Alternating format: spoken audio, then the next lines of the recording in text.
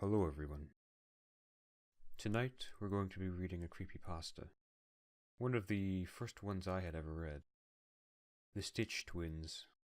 So without further ado, here's the story. It must have been 5 days since everything started. There was no build-up to what happened to me. I hadn't moved into a new haunted house. I hadn't bought some kind of cursed object from a strange tradesman that conveniently disappeared the next day. Nor had I tried to communicate with the dead using a Ouija board, only to let something much more vicious out.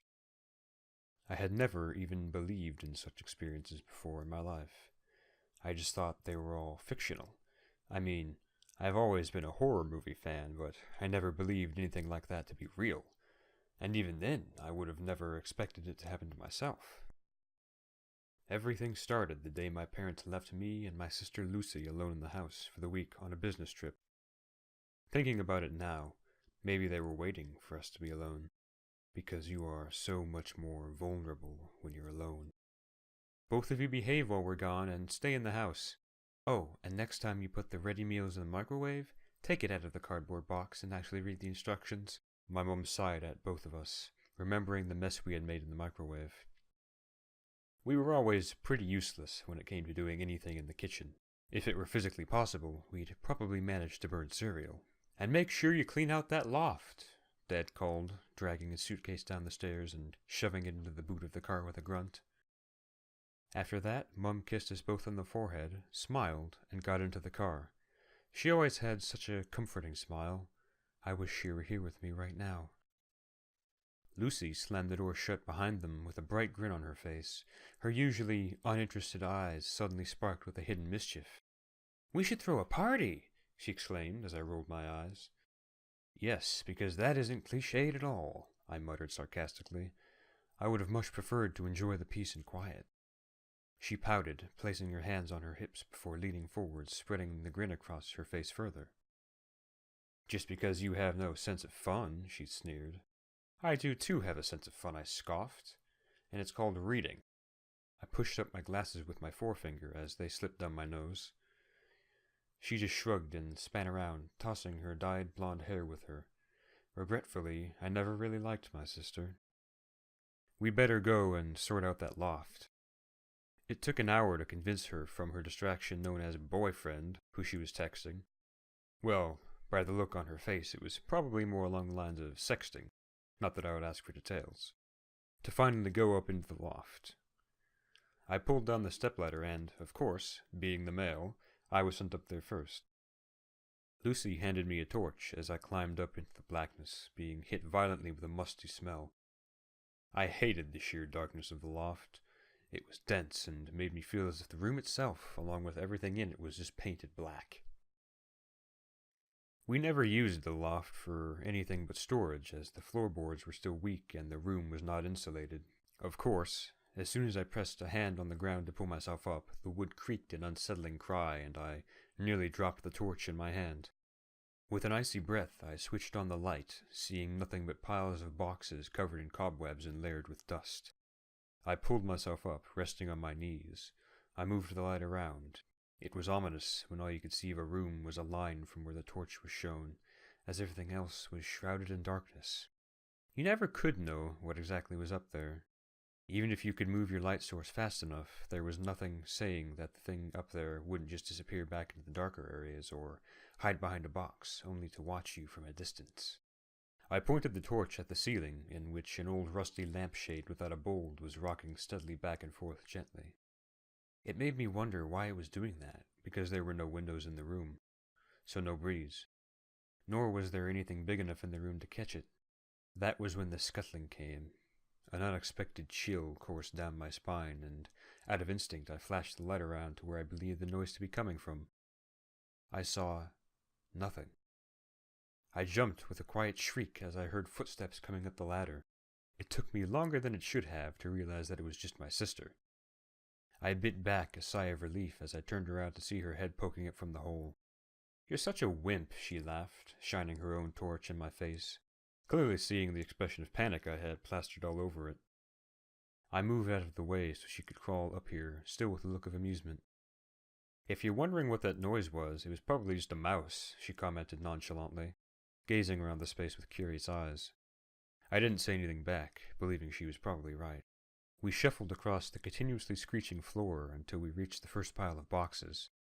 Most of them contained a bunch of old clothes, some of which we had outgrown, but mostly clothes that Lucy had bought, worn once, and decided they were out of fashion. Other boxes contained rusted household ornaments which no longer went with the decor, so they were simply abandoned up here to rot. There were moth-eaten curtains, cracked vases, stale discolored photos, busted-up gadgets, and so on. It was all rather boring until we came across the box labeled Old Toys. We both raised our eyebrows in curiosity at this box, wondering about the memories it held inside. She ripped off the tape, pulling off a layer of cardboard with it, which just showed me how long the box had been up here and how brutally strong my sister could be at times, which was quite unnerving. She opened up the box flaps and peered inside, a smile quickly splaying across her lips. She pulled out one of her dolls from her childhood, dressed in a fancy pink dress, still in the utmost perfect condition. "Hey, what's this?" she questioned, pulling out a small model of a golden robot. My eyes lit up as I saw it, and I snatched it out of her hand. "So that was where he went." "I see. One of your geek things," she teased, looking back in the box, rummaging around a little. This time, I took a glimpse more than inquisitive in finding out what other treasures of mine were still left in there. I was delighted when I found all my notebooks. I had slipped a torch in my mouth so I could flick through. Even as a child, I had always aspired to be a fictional writer, though my genre of choice was still a close debate between horror and science fiction. I still carried around with me a notebook and pen, just in case inspiration ever hit me. You'd be surprised when muse or an excessive need to write would come up. Putting the notebooks to my side, telling myself I would read them later, I took another glimpse back into the box. There were more dolls inside, all ones which I remembered seeing on my sister's shelf when we used to share a room. That was when I saw two dolls I didn't recognize. Lucy was mindlessly stroking her favorite doll's hair, with a childlike smile on her face. Knowing that I wasn't going to get any attention from her, I pulled out the dolls myself, only to find them both stitched together by the hands. The dolls were significantly colder to touch than anything else that had been taken from the box. I thinned my eyes. They weren't the type to be played with, but more the type you kept in a room as an ornament. The figures were definitely old. They looked fairly similar, both of young girls dressed in dirty white silky dresses that had been ripped and frayed at the edges. The doll on the right had red ink splattered all over the stomach area that I could have sworn looked like it had been stabbed by a leaky red pen. Their porcelain faces were lifelike, cracked in places, but most certainly lifelike. So much so that it was eerie.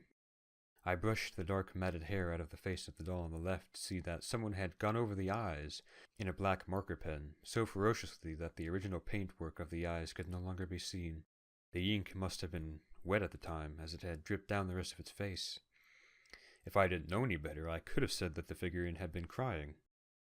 I frowned before removing the hair of the other one to see the same black marker pen, but this time not over its eyes, but over its mouth, making it look like there was just a great gaping hole of black, which in turn had leaked down its chin. "What kind of child were you?" I criticized, holding up the dolls trying to get my sister's attention. I wasn't sure if I was mocking her or being serious when I asked this question, considering someone's mental state to which they decided that making creepy dolls look even creepier was acceptable. She mumbled, letting her eyes slip away from the doll in her hand to the ones in mine. Instantly, her eyes widened and her mouth opened up for a moment before slipping shut again. She cocked her head to the side, narrowing her heavily made-up eyes. "They aren't mine," she merely stated, but instead of looking mystified by how some random toys had ended up in our box, she simply looked interested. She shuffled closer, wanting to get a closer look. The torchlight now gleaming at their faces, she took them off me, giving them a once-over with her eyes. "Maybe they're Mum's. She might have thrown them in here by accident. Oh, look, there's one of those little pulley things. You know, the ones where they make a sound?" she exclaimed, as I could nearly smell the excitement coming off of her. She reached for the long piece of string that seemed to come out of one of the doll's backs before pulling it back. It was silent for a moment as the string began to retract itself. The sound of a coarse, heavy wheezing filled the air, lasting a good 10 seconds before the shrill of a little girl's voice took over. "Together forever," it said, before shrieking into a fit of high-pitched giggles. The giggles slowly became deeper and groggier, as if batteries had started to run out, except there were no batteries. It was then that she decided to drop the items on the floor. The dolls wiggled as if alive, squirming and flailing their little arms as the noise continued, and the string continued to worm its way back into the doll's spine. "Okay, those things are creepy," Lucy stuttered, as the dolls became silent once more. I looked at them. Their heads had turned during the movement. The one with blacked-out eyes was facing my direction, exactly in my direction. It felt like she was staring at me.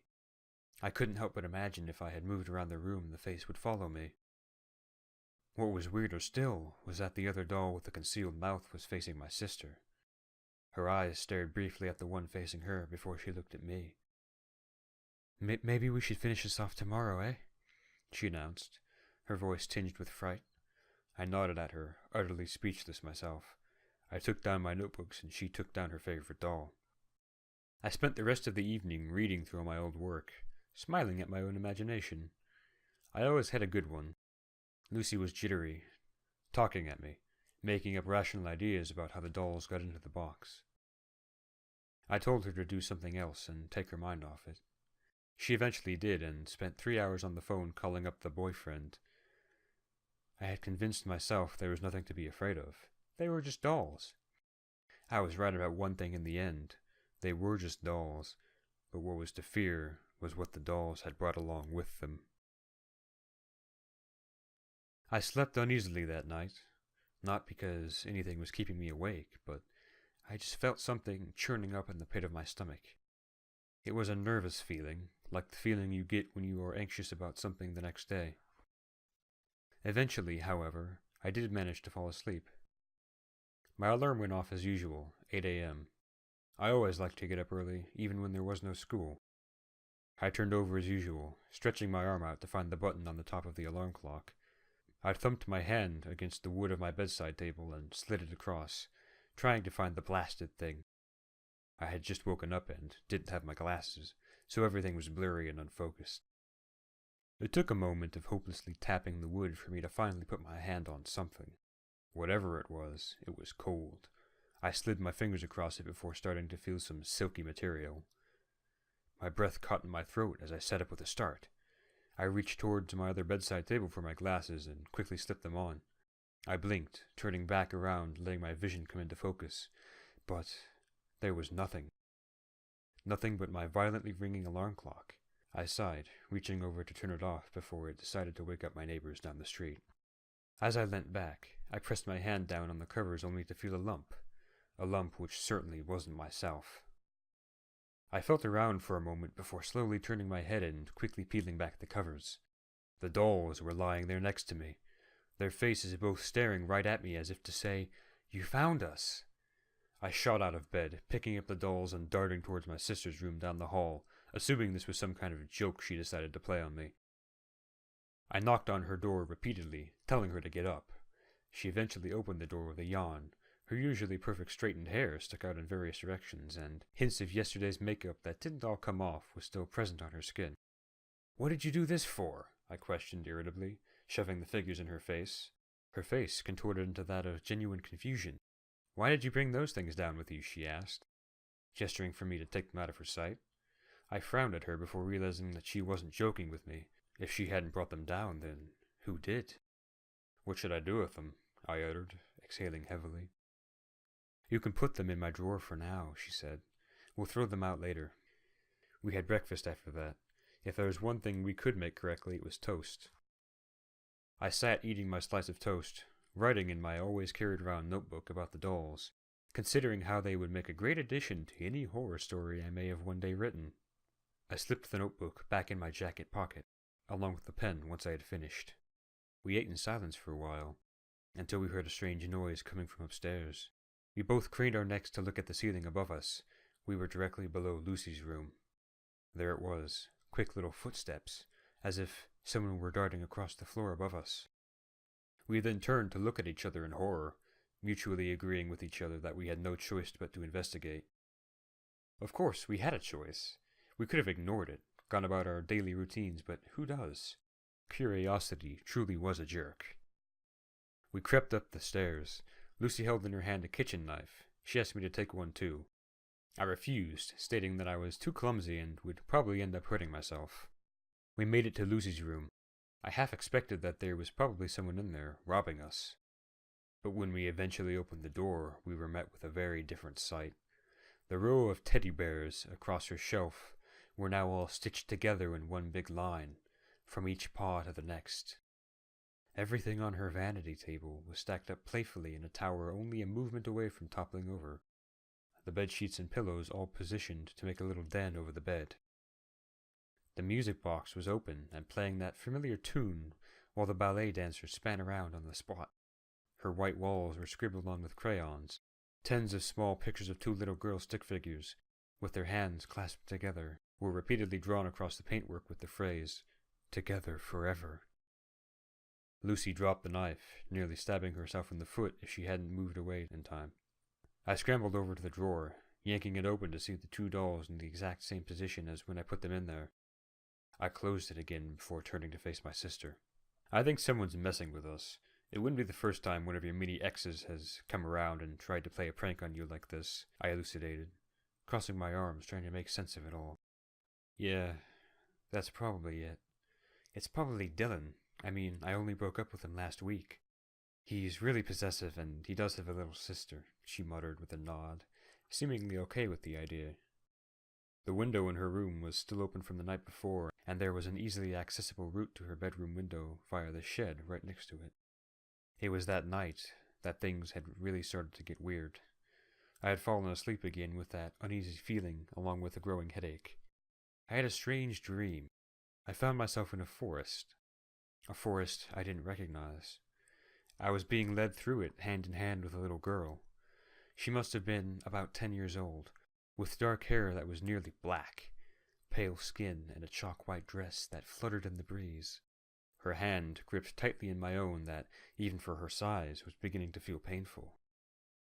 She led me to a clearing in the forestry, where she finally looked at me with an oddly familiar face. Her eyes were whitish, with a glassy look, and I realized she wasn't looking at me at all, just my direction. She couldn't focus her eyes. She was blind. She turned her head away from me, and then looked straight out in front of her. I followed her movement. On the other side of the clearing, between two trees, was Lucy holding the hand of another little girl who looked just like the one beside me, except her eyes were dark brown in color. I could hear that girl's heavy wheezing from over here. "Together forever," the little girl beside me echoed, as I felt her nails dig into my skin. That was when my alarm clock went off, and I jumped back into reality. I lethargically reached out to my alarm clock and smashed the button telling it to shut up, noticing how much it hurt my hand to do so. I groaned as I sat up in bed, slipping on my glasses and wondering what was up with my hand.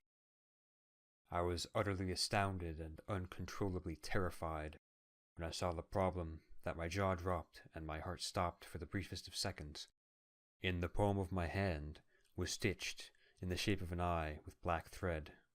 I ran my fingers over the stitching, feeling all the bumps that went in and out of my skin that was still red raw from when it had been done, which only looked no more than hours ago. I turned my hand over and was met with just as much surprise, as the back of my hand was sewn too, with the word "Forever." Lucy burst into my room, smashing the door forcefully against the wall before darting over to me with a look of pure stricken panic on her face. "You see this?" she exclaimed out of breath, showing me the sewn lips into the palm of her hand and then the word "Together" on the side. "Together forever," I muttered. Like any teenagers in distress, the first thing we then decided to do was contact an expert via video chat on Skype. "So what's up, dude?" my friend Eric asked, leaning back on his office chair, sticking his hands into his black hoodie and placing his feet on the desk. Posters of all the famous horror movies stuck on his wall in the background. "I don't know, that's why we came to you," I told him, holding my hand up in front of the camera, watching my computer screen for his reaction. Lucy sat next to me, wringing her hands. "Holy shit, dude. What happened?" he gasped, as I started to explain the story. He listened intently, nodding at every available chance he could. "I think you're being haunted," he eventually concluded, looking rather proud of his deduction. I made a noise of complaint while rolling my eyes. I was hoping for a more logical explanation than that. I looked back at the screen. "Are you being I cut myself off, seeing Eric lean closer to the monitor with narrowed eyes, looking toward my left, tilting his head as if I were in the way of something. "Who's that behind you?" I froze, hearing nothing except the drumming of my own heartbeat in my ears. Lucy tensed up beside me, her hand lashed out and grabbed hold of my arm. "Can you hear that?" she whispered, refusing just as much as I was to turn around. I listened, hearing nothing around me except the complete and absolute silence. I shook my head. "The wheezing. It's getting closer," she stammered as I started to tremble. "I couldn't hear anything. What was she talking about?" The Skype connection short-circuited. The screen blacked out. The lights flickered until suddenly they went out and we were left in total darkness. "Something touched me!" Lucy shrieked, pulling away from me so hard I heard the chair tumble to the floor with a loud thump. Tap, tap, tap. The sound of light footsteps darted across the room. I stood up from my own chair, abruptly realizing I couldn't stay still any longer. "Lucy, where are you?" I called, holding my hands out in front of me, trying to feel my way around. I caught hold of the wood of the chair, scared to hell, thinking about what else was in here with us. "I'm gonna find the light switch," she told me, her words quaking with fear. Then I heard the wheezing. First there was the hack, a gut-wrenching sound. Then came the hard, crusty breath before a high-pitched shrill at the end. The noise repeated and repeated and repeated. I felt my legs starting to give up. My heart was pounding so hard in my chest that it hurt. I held my own breath in fear that whatever was here would find me. I stumbled forwards, trying to desperately find my sister, clawing the air with my fingers, trying to find something to grab onto. Thump. I felt my shin hit something hard and I cursed under my breath. I tried to move away, but found myself tripping over my own feet. I fell to my knees, hard, hearing a small crack that shattered every thought in my head of possible escape. I reached over, hoping to find something to pull myself up with. I caught hold of something cold and stone-like. I felt an icy shiver crawl up my arm, making every last hair stand on edge. I pressed the tips of my fingers down, feeling the strands of something thick and matted, along with a small hole in which the sensation of thick, oozing liquid coated my skin. I gulped. I was too scared to move my hand. "I think I found the light switch," I heard Lucy announce, with a false sense of relief in her voice. "No, don't turn on the—" I shouted, not wanting to see what I was holding on to. It was too late. The light flared on, and I closed my eyes out of pure fright before I could even witness what was in front of me. I heard my sister scream with such terror that I thought my eardrums would burst. I heard a dainty giggle. "Get your fingers out of my eye socket." I fainted. The terror didn't end there. When I awoke again, I was in an unfamiliar room, lying down, looking up at a densely cobwebbed chandelier with candles which had long since outlived their expiration date. I tried to move, but found that something was tight around my arms and legs, holding me down. My right hand was stretched out to the side, and I could feel something warm touching my fingers. I looked to see Lucy's hand pressed lightly on top of mine. She was still unconscious. The room smelt distinctly of decay. As I turned to my other side, I saw a frosted-over window, in which 3 small potted plants sat on its ledge. All the flowers had wilted and died and dangled lifeless over the edge. Underneath the window was an array of assorted teddies, all of which were old and rotting, and had their paws stitched together in a long line, just like in Lucy's room. I turned back to my front to notice a door and a broken dresser.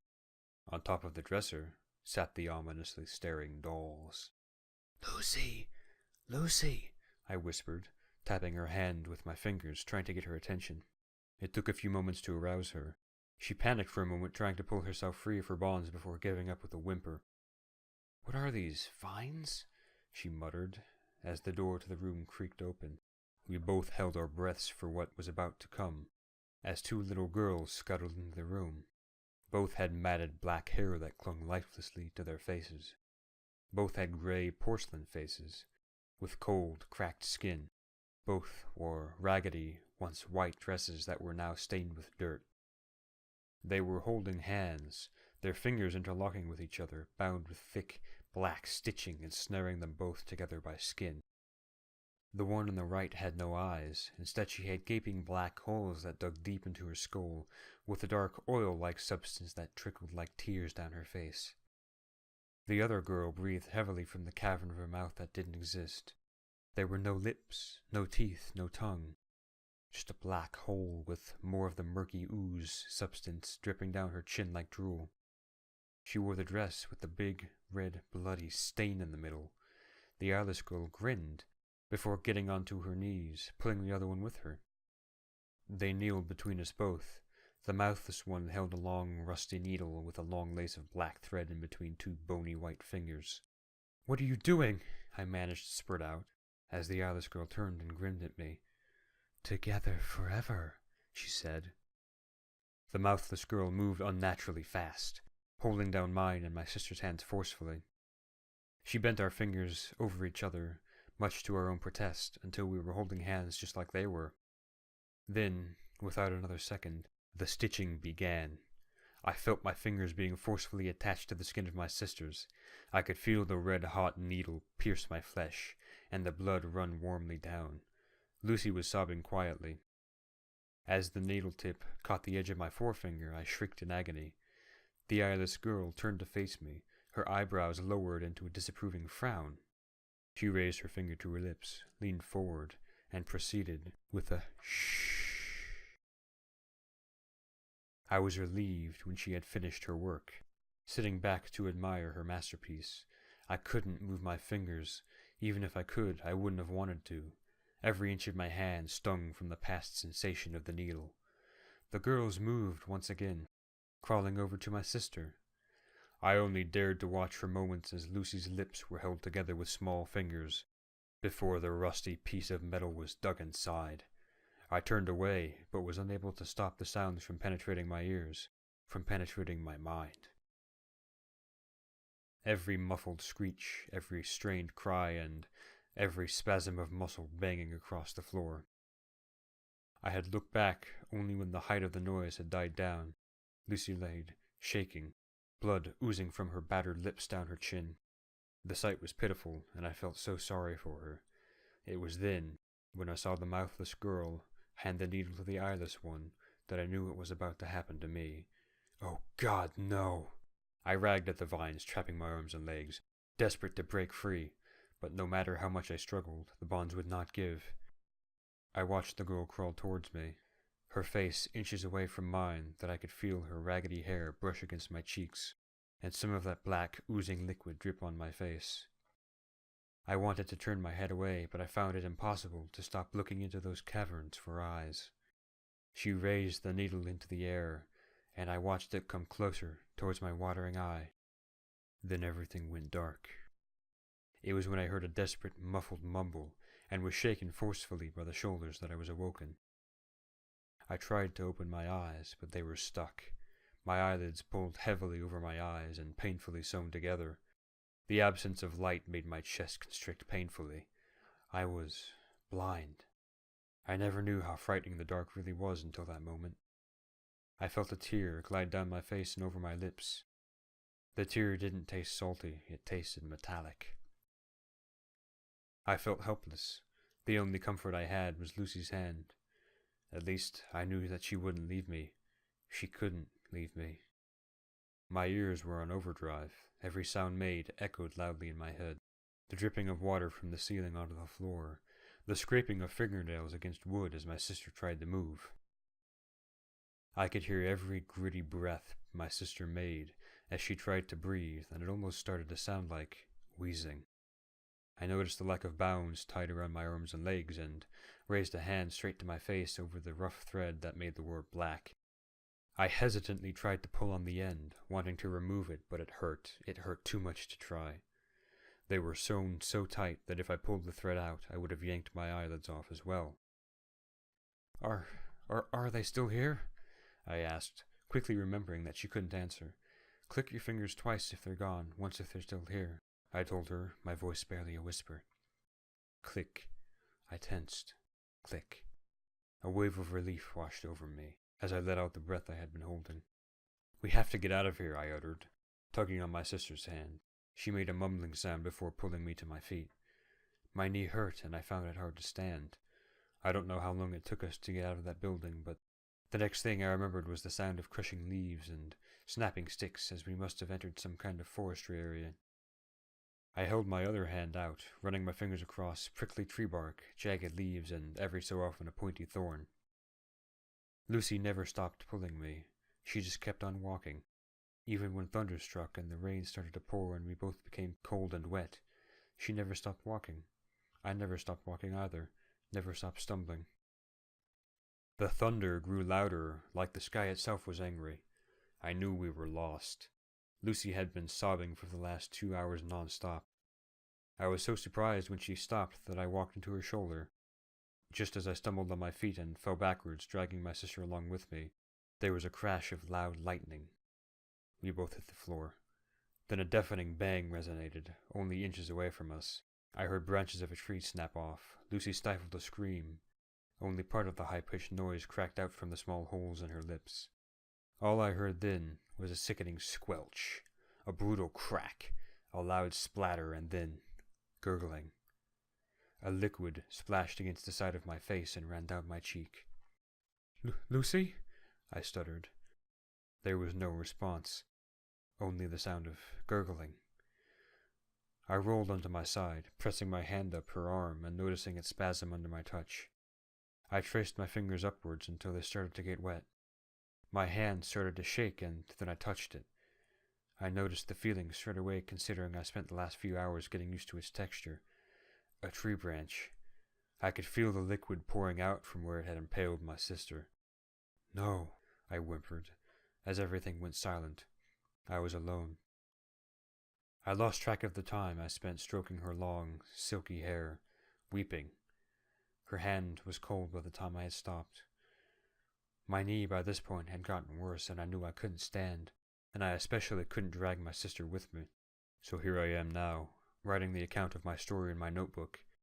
I had forced myself to pull out the thread in my right eye so I could see through a small slit. I can't blink, my eye stings, and my vision is still blurry. I can see enough to be able to write these words that I'm writing now. I apologize for the drops of blood on the pages, but my eye won't stop bleeding, and I apologize if this sounds rushed, but I don't have the energy to write. If this is the last thing I can accomplish with my life, to tell others of my story, then at least I have done something. I said I wanted to be a writer one day. If you are reading this now, then I have accomplished my goal. Thank you for making my dreams come true. I wish I could have told my sister how much I appreciated her, and I wish I could have seen my parents one last time. My name is Leo. I'm 16 years old, and I need to warn you of something before I die. If... Together forever. Together forever. Together forever. Police report. 2 bodies were found 3 days ago in the middle of Green Hill Forest, 300 miles away from their house. The victims are the missing 16-year-old twins Leo and Lucy. Lucy had been killed by a fallen tree branch, which impaled her in the stomach, whereas Leo was found having died from dehydration, a notebook still in his hand. The notebook had clearly belonged to Leo.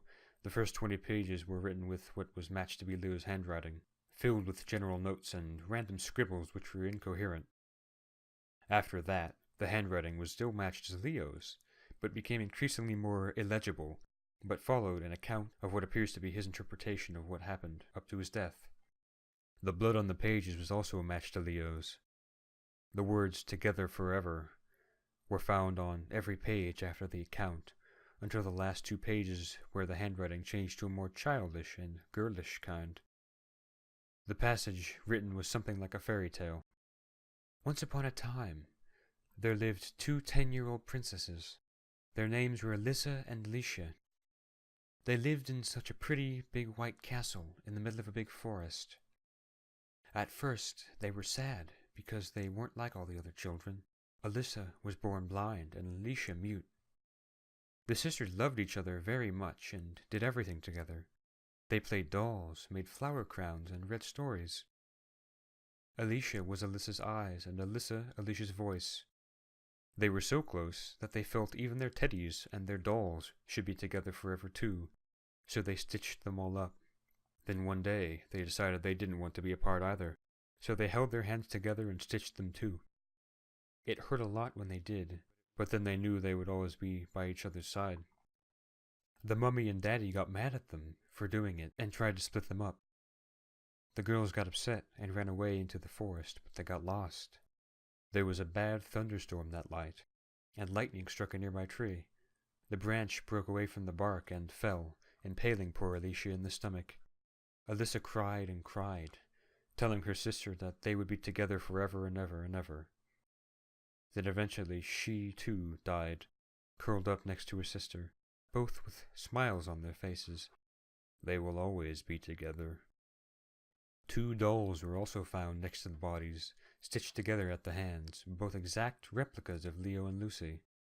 Leo's doll was found with its eyes covered in marker pen, and the Lucy doll had its mouth too covered in ink, and a massive red stain over the clothes it was wearing. When the voice string was pulled at first, all that could be heard was heavy wheezing, and then the voice of Leo was played, saying, "Together forever." The dolls were put in the Stitch Twins evidence locker, along with the other 26 sets of dolls that were found at the 26 other crime scenes of the still unsolved serial killings since the death of Alyssa and Alicia in 1898, who were both found in Green Hill Forest. All victims were twins. All victims were found in the forest. All victims were from different ethnicities and all from across the world. Together, forever. And that brings us to the end of this story. Thank you for giving it a listen. And if you enjoyed the story, and if you enjoyed my reading of this story, do leave a like and check out this story on the Creepypasta wiki along with many others to keep you entertained. Thank you all so much for listening, and have a good night.